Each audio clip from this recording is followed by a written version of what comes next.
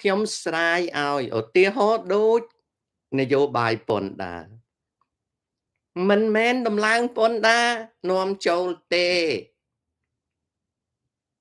អាតារីហ្វនេះមិនមែនរឿងតម្លើងទេ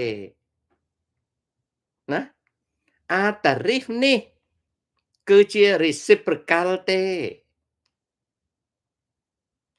ក៏ប៉ុន្តែវិនិយោគិននៅទីផ្សារភាគហ៊ុន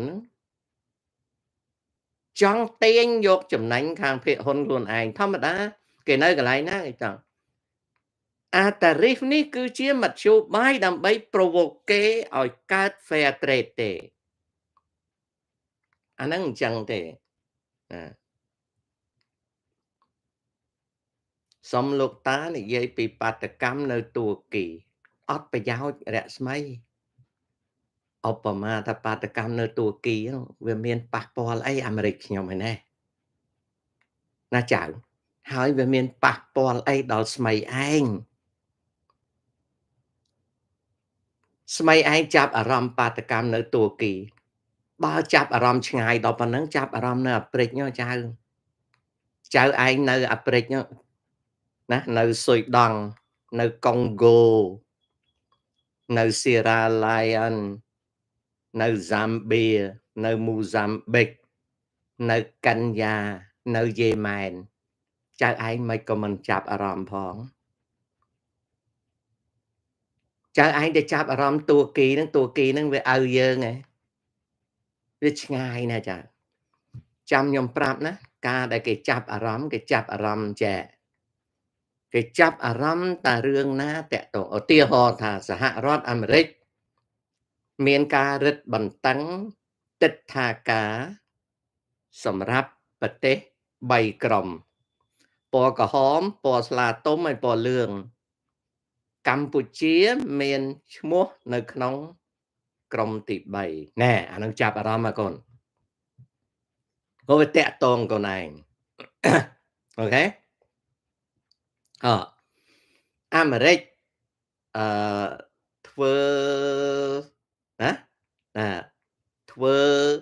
ការដាក់តារីហ្វដែលកម្ពុជាមាន trade surplus 8,000 លានជាមួយអាមេរិកចំណែកអាមេរិកមាន deficit 8,000 លានអានោះយើងត្រូវគិតថាបើសិនជាអាមេរិកតម្លើងតារីហ្វដាក់កម្ពុជាវាលំបាកអានឹងគិតណារឿងចៅចំណែកឯបាតកម្មនៅទើគីហើយចង់បាតកម្មផោមស្អុយពេញទើគីក៏វាអត់មានទើសក្បាលតានៅណែហើយក៏វាអត់មានធ្វើឲ្យចៅឯងពិបាកយល់ទេហ្នឹងចឹងណាចៅចឹងហើយដូចរឿងតាមន់ឥឡូវយើងថាតាមន់ចៅឯងរស់នៅស្រុកខ្មែរចៅឯងដឹងហើយថាតើអំណាចរបស់ចៅឯងជាអ្នកគ្រប់គ្រងដែនដីឬទេចម្លើយថាចៅឯងអត់មានអំណាចគ្រប់គ្រងដែនដីទេចុងរឿងប្រាសាទតាមន់អត់មានតាក់ទងអីចង់វាទៅជាមន់ក៏ដោយវាទៅជាទេក៏ដោយវាទៅជាកងានក៏ដោយរាជការហ៊ុនម៉ាណែតទេអ្នកទទួលខុសត្រូវនិយាយលេងបានតែឲ្យមកឈឺក្បាលនឹងតាមន់ហ្នឹងអត់ទេហើយចុះកោះគុជកោះគុតកោះអង្កត់អស់អីតើវាមិនដែរតាំងតែពីដើមមកសៀមវានៅនឹងណាចៅណាចំណែកអាអ្នកដែលនិយាយថាបានទៅកោះហ្នឹងណាគ្រាន់តែនិយាយទេវាអត់មានផោះតាងអីទេណាវាជារឿងដែលអត់មាននិយាយអីកើតទេតែរឿងមួយដែលច្បាស់ហ្នឹងគឺសៀមវានៅនឹងវាមានសាលាមានទីពេទ្យវាមានភូមិមានឋានមានទាហានវានៅនឹងហើយប្រទេសកម្ពុជាយើងតាំងពីសម័យសីហនុមកក៏អត់ដែលនិយាយរឿងថាកោះគុតហ្នឹងវាបោះខ្មែរទេហើយឥឡូវហ្នឹងរដ្ឋាភិបាលក៏អត់និយាយដែរអញ្ចឹងរឿងកោះគុតហ្នឹងមិនទៅប្តឹងតុលាការអន្តរជាតិមើលសុំសួរអាអ្នកចង់ប្តឹងរបៀបម៉េចប្តឹងរបៀបម៉េចអាអ្នកចង់ប្តឹងរបៀបម៉េច ប្តឹងឲ្យរាជការហ៊ុនម៉ាណែតប្តឹងរាជការហ៊ុនម៉ាណែតគេថាគេអត់ប្តឹងគេគ្មានមូលហេតុដែលត្រូវប្តឹងអញ្ចឹងអូធ្វើសមាជកោះកុដអូបាតកម្មកោះកុដធ្វើទៅអស់បាយខ្លួនឯងតាណាអូចោតប្រកាន់រដ្ឋាភិបាលហ៊ុនម៉ាណែតមិនការពារទឹកដីចោតទៅនៅចិត្តគេចាប់ដាក់គុកទៅនៅឆ្ងាយក៏ចោតទៅចុះចៅឯងឲ្យខ្ញុំកោះកុដសៀមវានៅយូរណាមិនទាន់ដែលឃើញអ្នកណាមានឯកសារស្អីលើសពីសន្ធិសញ្ញាបារាំងសៀម1907ហ្នឹងទេហើយរាល់ពេលឲ្យតែលើកសន្ធិសញ្ញាហ្នឹងមកនិយាយបានតែចោតខ្មែរគ្នាឯងមិនដែលឃើញអ្នកតវ៉ាហ្នឹងទៅតវ៉ាជាមួយថៃផងខ្មែរមានមិនចេះភាសាថៃឯណាហើយណាមួយទៅ Google មាន translate ថៃទៀតមិនបានអ្នកតវ៉ាកោះកុដហ្នឹងមិនតវ៉ាទៅរដ្ឋាភិបាលថៃមិនក៏តវ៉ាទៅរដ្ឋាភិបាលខ្មែរអ្នកតវ៉ាមួយចំនួនហ្នឹងតវ៉ាអត់ដឹងទិសតំបន់ទេចំណែកមួយទៀតវាអត់តវ៉ាដើម្បីអីដើម្បីគ្រាន់តែបង្កើតគេហៅសភាពការនយោបាយហើយអ្នកខ្លះទៀតល្ងីល្ងើចេះជឿទៅកោះកុដកោះរបស់ខ្មែរអញសួរឯងតែខ្មែរនៅពីកាលឯងជួយរកស្អីមកស្លឹកមកឲ្យអញមើលគេហៅពីសន្ធិសញ្ញាដាក់projection ហ្នឹងឯងជួយប្រាប់អញមើលកោះកុដហ្នឹងខ្មែរដែលនៅពីកាលណាហើយឯងទៅជួយចេញពីកោះកុងឬក៏ចេញពីនេះទៅមើលកោះកុដហ្នឹងឲ្យទៅសួររមមើលមានខ្មែរដើមកំណើតនៅលើកោះកុដហ្នឹងសល់ទេមានទេហៅមកផងទៅហើយមធ្យោបាយប្តឹងទៅអន្តរជាតិតាមរយៈជំរុញឲ្យរដ្ឋាភិបាលហ៊ុនម៉ាណែតប្តឹងហើយចុះបើគេមិនប្តឹងហើយមិនទៀតហើយចុះខ្លួនឯងមិនក៏ប្តឹងអត់បានអញ្ចឹងរឿងហ្នឹងរឿងគ្រាន់តែអស់បាយខ្លួនឯងអស់ទឹកផឹកខ្លួនឯងទេអូខេមានអ្នកមកនិយាយថាខ្ញុំមិនដែលនិយាយរឿងកោះកុដហេតុដែលមិននិយាយកោះកុដហ្នឹងព្រោះមិនចង់ទំនាស់ជាមួយខ្មែរដតីព្រោះឃើញខ្មែរដតីណាគេថ្មាស់តេះឌៀលបងជុំឈៀងណាខ្ញុំស្គាល់ជុំឈៀងណាគេថ្មាស់តេះឌៀលគាត់ណាគេថ្មាស់តេះឌៀលក្មួយមួយនៅ VOA ឈ្មោះអីទេស្អីទេឈ្មោះអីគេតេះឌៀលពីព្រោះវាមិនស្នេហាជាតិដូចគេខ្ញុំវាខ្ជិលចលក់មាត់ដើម្បីកុំឲ្យវាមានបញ្ហាដល់បានទេណាម៉ែនកំសែងហ្នឹងអញ្ចឹងខ្ញុំក៏មិននិយាយទៅដល់ពេលសួរខ្ញុំច្រើនដងពេកថាខ្ញុំមិននិយាយរឿងកោះកុដខ្ញុំប្រាប់ថា5លានឆ្នាំទៀតបើមានអ្នកណាមួយចង់តស្វាអី5លានឆ្នាំទៀតតវ៉ាទៅ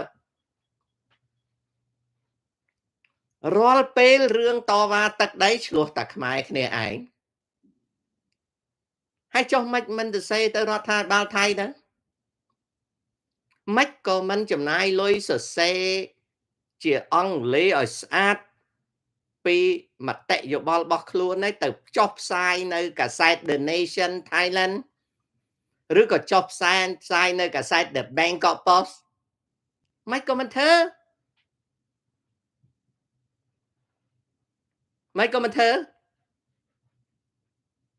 ណាអានោះអញ្ចឹងក៏វាចប់រឿងទៅនឹងធ្វើម៉េច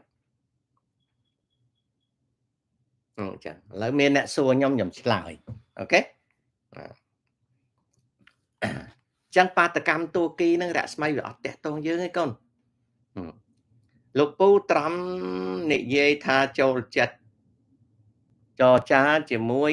liberal ជាង conservative នៅកាណាដា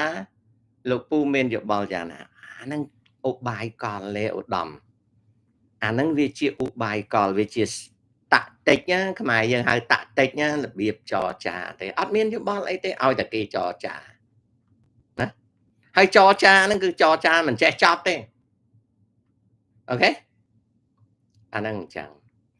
Kampong Jam. I think Trump confused personal company he used to do and so big USA business. Yes and no, Bong. My opinion is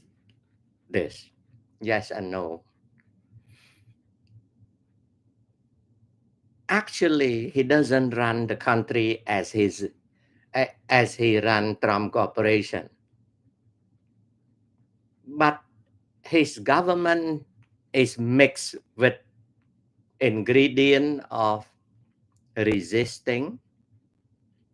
because he suffer since 2020 by what he called vengeance and lawfare. So he has his so-called revenge. Okay, Pong Cham, I think that he has revenge. You know, being human, when you suffer, you get angry, you upset. And when you regain power, you want to take revenge too. Nah? I think that you can agree with that. Number one. Number two, he has to run America in a way that presenting unique policy as he promised American voters before election. He wants to show American who voted for him that he said and he does what he promised. That number two. Number three, he has to fight his way out of continued lawfare. You can see that injunction placed on his government just about 50 days. There are 14 or 15 injunctions. And if you look at court injunction in his first term, I think it's more than 60 injunction. Court blocking his policy in the first term was more than any other president in modern history. So he has to fight that lawfare, that judicial interference. Right or wrong, I don't know. I don't know. I don't have ability to make that judgment. But I can see that number one, he has his revenge. Number two, he has to present himself differently from other politicians who was elected president of the United States. Number three, he has to fight continue lawfare against him. Number four, he need to bring economic success. That he said he can do the easy way, but he doesn't want it. He wants to do the hard way. And I mentioned in my show many times that I expect only 1% chance of success, which I gave him very low. It is hard to success. It is hard for Trump to succeed. Okay, Pong Cham, that what I said previously in my shows. Regarding to running business of a corporation and business of a government, partially, yes.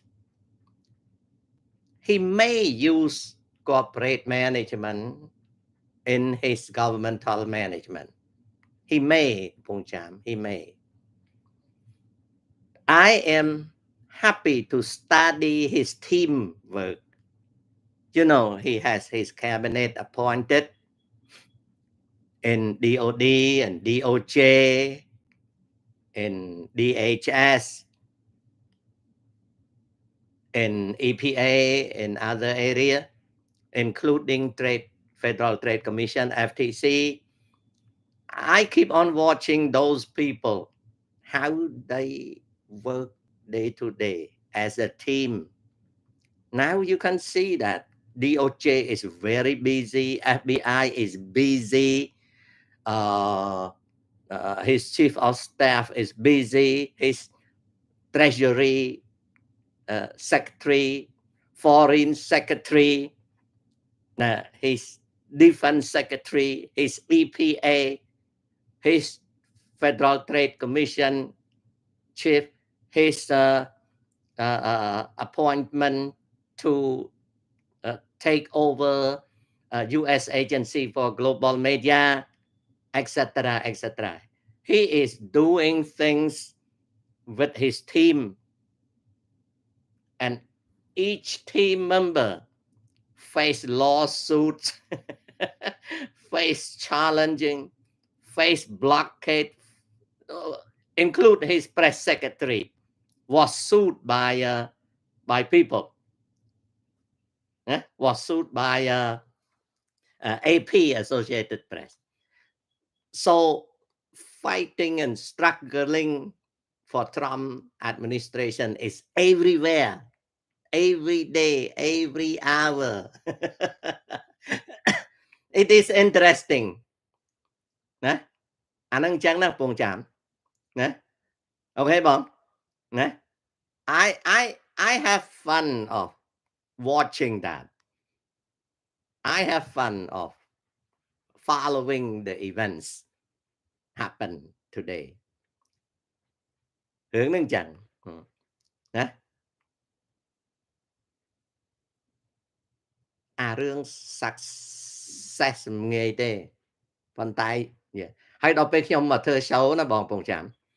ដល់ពេលខ្ញុំមកធ្វើ show ខ្ញុំធ្វើ show ខ្ញុំលើករឿងហ្នឹងមកនិយាយកន្លែងខ្លះក៏មិនលើកមកនិយាយដោយសារអីដោយសារប្រិយមិត្តខ្មែរយើងអត់យល់ដោយអានឿនសអីនៅអូស្ត្រាលីហ្នឹងវាមានយល់អីវាអាឡប់នោះប៉ុន្តែខ្ញុំប៉ះនឹងវានិយាយពាក្យមួយម៉ាត់ថាវាថាបងឯងនិយាយ Zelensky ប្រហើនហ្នឹងចាំមើលយុវជនយូក្រែនគេចងចាំសម្ដីបងឯងវានឹកឃើញថា Zelensky ហ្នឹងប្រជាជនយូក្រែនហ្នឹងចាត់ទុកថា Zelensky នឹងជាព្រះអា Zelensky គ្រាន់តែជាបនពុកអលួយមួយដើរតួក្នុងសង្គ្រាមយូក្រែនទេណាដល់អញ្ចឹងបាទខ្ញុំចេះតាមនិយាយមកវាមិនឯងមិនប្រែសម្ដីអញទៅប្រាប់អាយូក្រែនហ្នឹងមកវានិយាយហ្នឹងបងឯងយល់ទេយល់ពាក្យហ្នឹងឯងវាថាបងឯងនិយាយអញ្ចឹងយុវជនយូក្រែននឹងចងចាំសម្ដីបងឯងហើយអានោះវារស់នៅអូស្ត្រាលីវាអត់យល់ថា opinion ហ្នឹងណាបើសិនជាមានគេទៅស្ដោះមាត់ដោះទឹកមាត់ដាក់លើក្បាលនាយករដ្ឋមន្ត្រីអូស្ត្រាលីប្រហែលជាអានឿនសហ្នឹងក៏វាអត់មាត់ដែរវាថាអញខ្មែរតាអញមករស់នៅអូស្ត្រាលីគ្រាន់ជាសัตว์ឆ្លើងតាអញគ្មានត្រូវការការពារតម្លៃអូស្ត្រាលីទេចំណែកខ្ញុំជាពលរដ្ឋអាមេរិកកាំងខ្ញុំការពារតម្លៃប្រធានាធិបតីខ្ញុំតាជោក៏ខ្ញុំការពារ Biden ណាការពារ Obama Clinton Bush Reagan ខ្ញុំត្រូវការពារស្ថាប័នជាតិខ្ញុំតែមនុស្សដោយអានឿនសវាគ្រាន់តែទៅរស់នៅអូស្ត្រាលីតែវាគ្មានចង់ការពារអូស្ត្រាលីទេបើសិនអូស្ត្រាលីមានសង្គ្រាមប្រហែលជារត់ទៅខ្មែរវិញក៏មិនដឹងតែចំណែកខ្ញុំអត់មានរត់ទៅណាទេនៅក្នុងស្រុកហ្នឹងអញ្ចឹងអាសតិខ្ញុំសតិមិនមែនសតិឆ្លើងទេណាសតិខ្ញុំនិយាយឯងមកស្រុកអញឯងចូលស្រុកអញអត់ស្លៀកពាក់ត្រឹមត្រូវស្រុកអញមហាអំណាចណាហើយស្រុកអញចាយលុយលើក្បាលឯងមកញ៉ៃឯងហើយបន្ទាប់មកទៀតខ្ញុំដឹងរឿងវាមុននឹងវាមកហ្នឹងវាចាញ់កលគេណាបងវាទៅជួបពួកខាងអសរដេហើយវាជឿថាមកអាម៉ាស់អាត្រំទៅវាខូចការណាមួយមានមេដឹកនាំអឺរ៉ុបខ្លះហ្នឹងចាក់រុកវាឲ្យវាប្រឆាំងនឹងអាត្រំណាមិនឃើញវាមកដល់វាអង្គុយកប៉ាត់ដៃអញ្ចឹងណាអាហ្នឹងឆ្លើយអញ្ចឹងថាវាឆ្លើយមិនបានទេណាមានអាកាហែងមេឃណាមកអី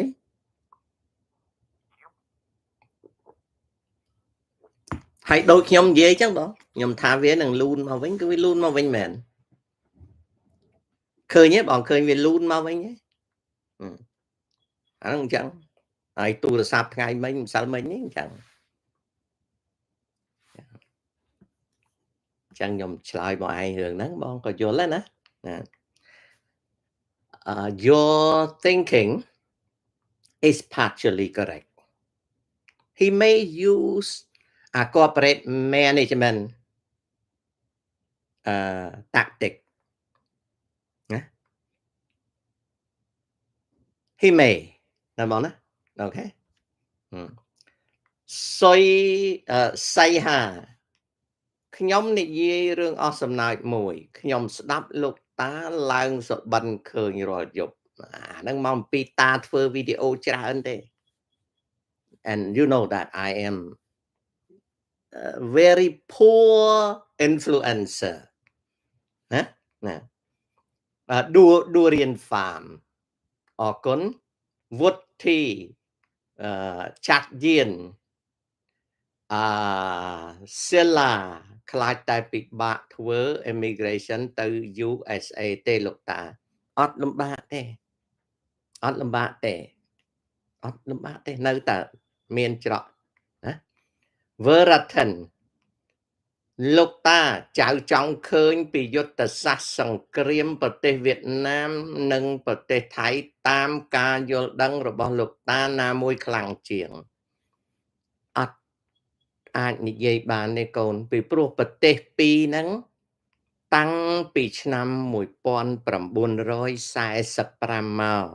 សំទោស1845មកប្រទេស Thailand ហើយនិងវៀតណាមអត់ដែលច្បាំងគ្នាទេ so we don't know which one is stronger យើងអត់ដឹងណាកូនណាចៅណាអត់ដឹងទេมันអាចដឹងបានព្រោះពីរនេះវាអត់ដែលច្បាំងគ្នាតាំងពី1845មក Eric in US history is Republican Party better than Democrat Party or Democrat Party is better than Republican Party uncle Eric I don't know all I can tell you based on my over 40 years living in the United States I see that the two major political parties Democratic Party and Republican Party they go up and down in popularity based on their political programs before 2016 មុនឆ្នាំ2016គណៈបកប្រជាធិបតេយ្យសឹងតែងាប់ទៅហើយសឹងតែអាលុំទៅហើយ Before 2016 Trump got elected Republican Party was so weak and I was thinking like the party almost gone no leadership no strong political program okay and during Joe Biden presidency សម័យអាណត្តិលោកតា Joe Biden គណៈបកសាធារណរដ្ឋហ្នឹងសឹងតែដួលហើយបើសិនណាជាខាងប្រជាធិបតេយ្យបានជោគជ័យចាប់ត្រាំដាក់គុកបានណាគេដាក់គុកត្រាំបានណាឬក៏បានជោគជ័យមិនឲ្យត្រាំជាប់ឆ្នោតខែវិច្ឆិកាឆ្នាំ2024ណាគណៈបក្សសាធារណរដ្ឋសឹងតាលាយ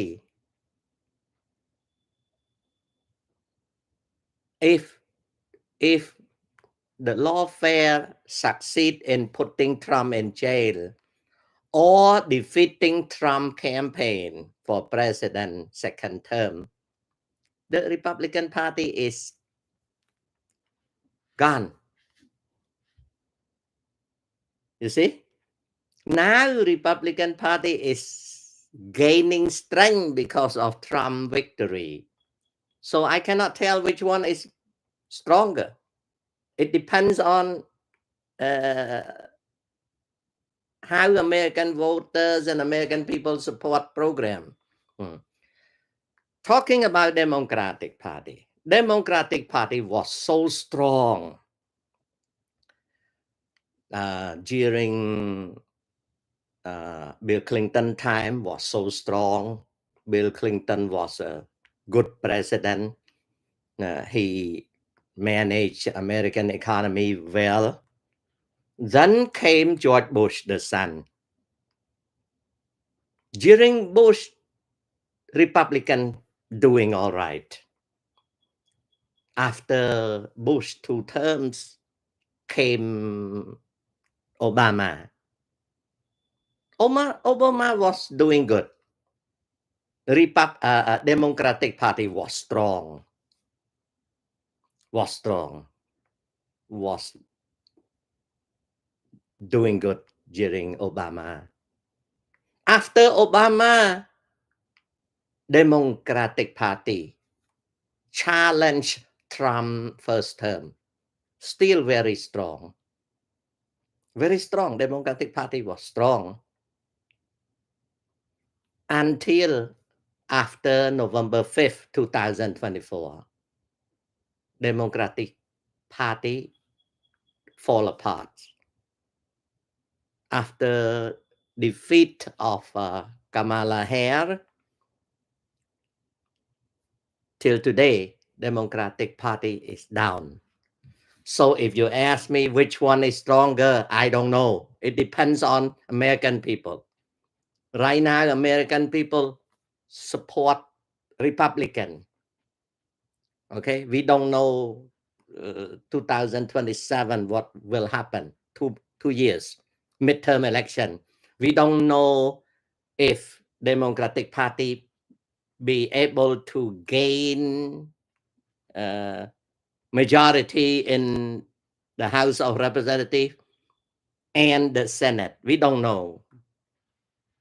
We have to watch. Okay? So if you ask me which one is stronger, I don't know. I don't know. The way I observe each party, Republican and Democrat, they go like this. They go up, they go down, they go up, they go down, depending on how American people like their political programs. វាពឹងទៅលើប្រជាជនអាមេរិកចូលចិត្តនយោបាយរបស់បកណាបកហ្នឹងវាឡើងឥឡូវនេះមានបញ្ហាមួយ if you look at Democratic Party ណា it has problem of leadership cannot find better leadership Pelosi is old Chuck Schumer used to be a congressman in my district in Brooklyn, New York. He is old. He's about to fade out. The new Democratic Party leadership is moving toward progressive side. Okay? And progressive policy probably not popular. មានន័យថាមេដឹកនាំគណៈបកប្រជាធិបតេយ្យសប្តាហ៍ថ្ងៃនេះវាអស់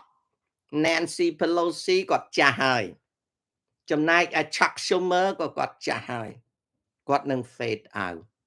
ចំណែកមេដឹកនាំគណៈបកប្រជាធិបតេយ្យដោយ Hakim អីក្រោយមកនេះវាងាកខ្លាំងទៅរកគេហៅថាគណៈបកប្រជាធិបតេយ្យឆ្វេងនិយមដែលគេអត់ប្រើពាក្យឆ្វេងគេប្រើពាក្យថា progressive democrat ខ្ញុំឃើញថាបើគណៈបកប្រជាធិបតេយ្យនឹងដឹកនាំដោយ progressive democrat probably the political program probably I'm not so sure I'm not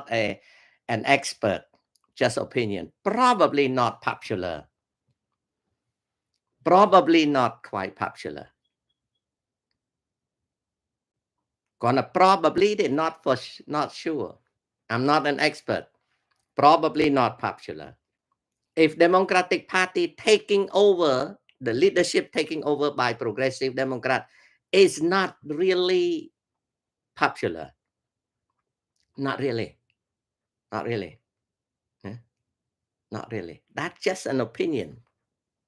not an expert opinion just a little poor opinion okay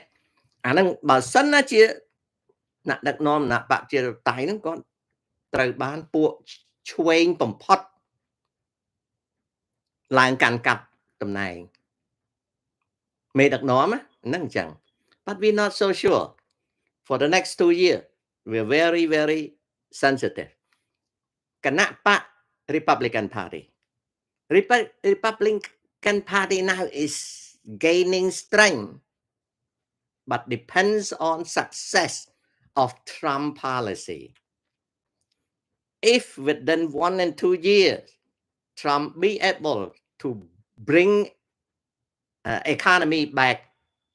to healthy status unemployment go down inflation under control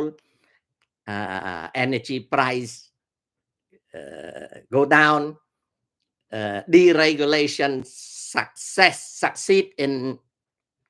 creating businesses more jobs lower tax the issue of reciprocal tariff be able to let American people see benefit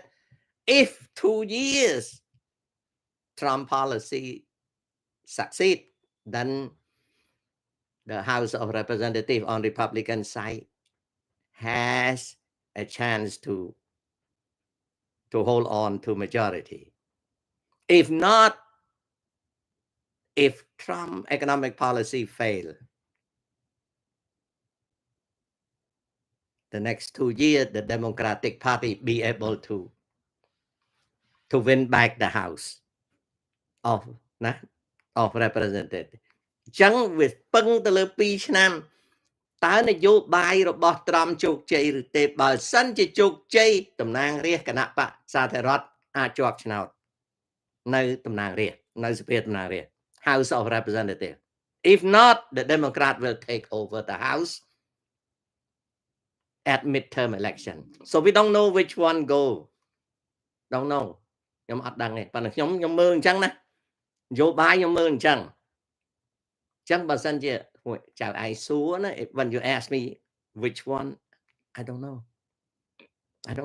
I'm not an expert I don't know ណាហើយបើសិនណាជា House of Representatives សភាតំណាងរាស្ត្រហ្នឹងវាបាត់បង់កៅអីហើយ Democratic Party win midterm election អាណត្តិរបស់ Donald Trump បរាជ័យ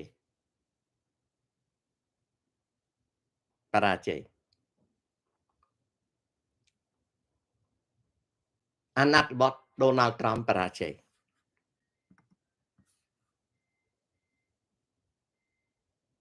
អូខេបាទសុំទោសមានអាឡាម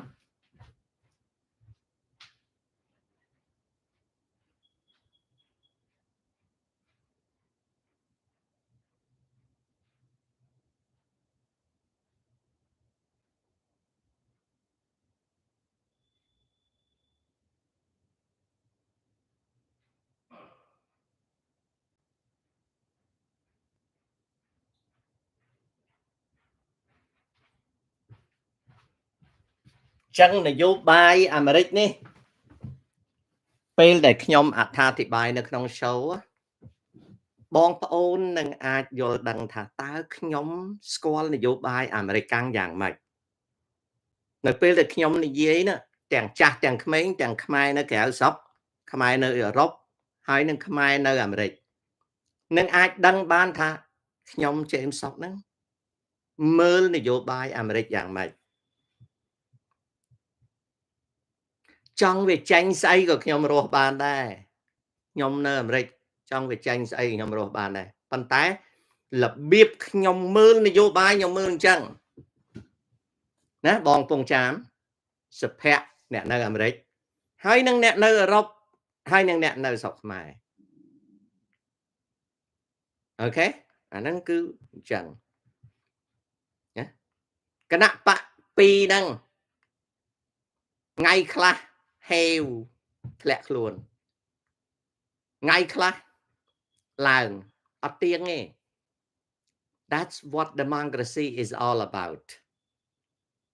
you know អានោះអញ្ចឹងតែគេដូរ leadership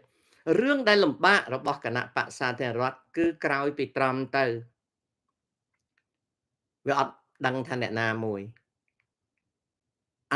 I see someone want to become a candidate a leading candidate ណាមាន DeSantis មាន senator នៅ Texas អី I see few is trying to move up ណាអាហ្នឹងនៅខាង Republican side ចំណែកខាង Democrat ខ្ញុំឃើញថាវាខ្វះនៅក្នុងអ្នកនយោបាយនៃគណៈបក្សប្រជាធិបតេយ្យខ្វះ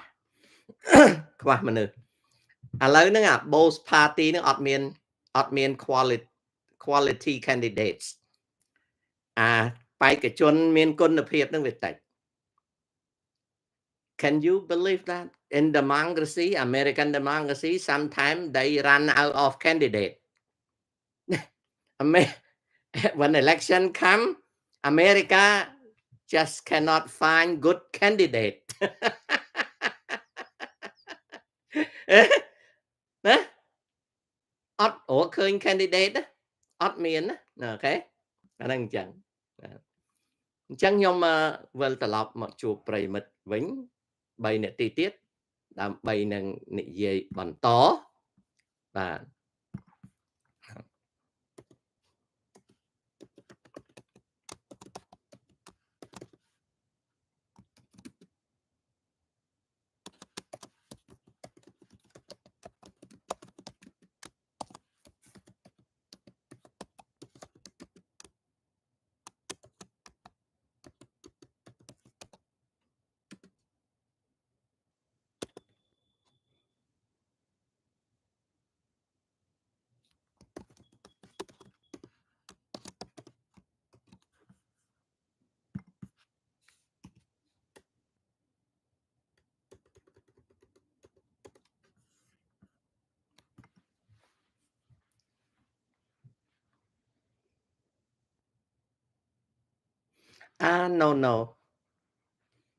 no សប្តាហ៍ថ្ងៃនេះម៉ាកូរូបយ៉ូគាត់ធ្វើជារដ្ឋមន្ត្រីក្រសួងការបរទេសណាបើសិនជា Trump administration succeed in developing economy អានឹងម៉ាកូរូបយ៉ូគាត់ having a chance to run for president he has his report card in hands for running for president ប៉ុន្តែម៉ាកូរូបយ៉ូប្រហែលជាអត់ជាប់ទេមនុស្សម្នាក់ដែលអត់ធ្វើគណៈរដ្ឋមន្ត្រីទេប៉ុន្តែខ្លាំងគឺ DeSantis ចំណែកម្នាក់ទៀត Senator នៅ Texas he is preparing to run for president after 29 I mean yeah 29 yeah. see what happen អាហ្នឹងរឿងរបស់គាត់ចំណែកខាង Democrat ឥឡូវនេះកំពុងតែអត់មានអត់ដឹងអ្នកណា run for president កើតទេ Kamala Harris she is very nice very sweet lady but she cannot run she is a very weak candidate she doesn't have a proper position political position she doesn't work on specific policy with success so expecting her to become 2029 candidate of Democratic Party is a big waste she's a very sweet and also beautiful but Kamala Harris probably she won't run she knows herself ណាអានឹងអញ្ចឹងមានបញ្ហាណាបងប្អូនបាទអញ្ចឹងខ្ញុំវិលត្រឡប់មកជួបប្រិមិត្ត ណា3នាទីទៀតដើម្បីបន្តមកភាគទៀតជំរាបលា